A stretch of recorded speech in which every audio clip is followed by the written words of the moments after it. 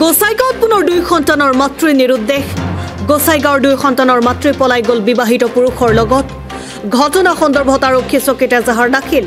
2 number Hauriapet গাঁৱৰ খলিৰুল ৰহমান মিয়াৰ পত্নী আমিনা খাতুন যোৱা 19 তাৰিখ বুধবাৰৰ দিনা আনুমানিক 12 বজাত ঘৰৰ পৰা ওলাই যায় যদিও সন্ধিয়ালৈকে ঘৰত উভতি অহা নাই। আত্মীয়ৰ ঘৰত খা খবৰ লোৱাৰ পিছতো কোনো ধৰণৰ সম্ভেদ নাপায় পৰিয়ালৰ লোকে চিন্তিত হৈ পৰে। উপায়ন্তৰ হৈ সাপকাটা আৰক্ষী চকীত এজাহাৰ দাখিল কৰে। কিন্তু 2 দিন পিছত খবৰ লাভ কৰে যে একেখন গাঁৱৰে জাকিৰ হুছেইন নামৰ বিবাহিত পুৰুষ এজনে পলুৱাই লৈ যায় আমিনা খাতুনক। স্বামী খলিলুৰ ৰহমান মিয়াই অনুৰোধ জনাইছে স্ক্ৰীনত থকা ফটোত ব্যক্তি দুজনক যদি কোনোবাই দেখা পায় তেনেহ'লে 6001738662 নম্বৰত যোগাযোগ কৰক। গোসাইগাঁৱৰ পৰা আবু তাহিৰ শেখৰ ৰিপৰ্ট বড়োলেণ্ড নিউজ। বাড়ি 2 নং হাউৰিয়াপেট। আমাৰ যোৱা বুধবাৰ নাম আমিনা খাতুন।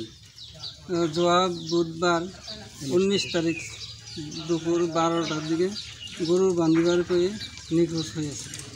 এখন সারাদিন খোঁজাখুঁজি করলাম, ফোন করলাম, আত্মীয় স্বজনের বাড়িতে গেলাম, তাও নাই। পরে রাত্রে পরস্পরের খবর পেলাম হাউরিয়াপেট জাকির হোসেনে আমার বউকে নিয়ে গেছে। এখন যদি স্ক্রিনে নাম্বার দেওয়া হবো, ফটো দেওয়া হবো, যদি কোনো সন্ধান পান তাহলে খবর দেবেন দয়া করে।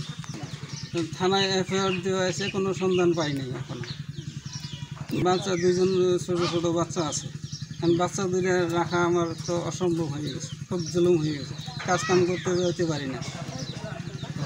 সেই জন্য এখন আমার যদি খুব অনুগ্রহ করে কই যদি কোনো জায়গায় সন্ধান পান আমার ওই নাম্বারে ফোনে যোগাযোগ করেন।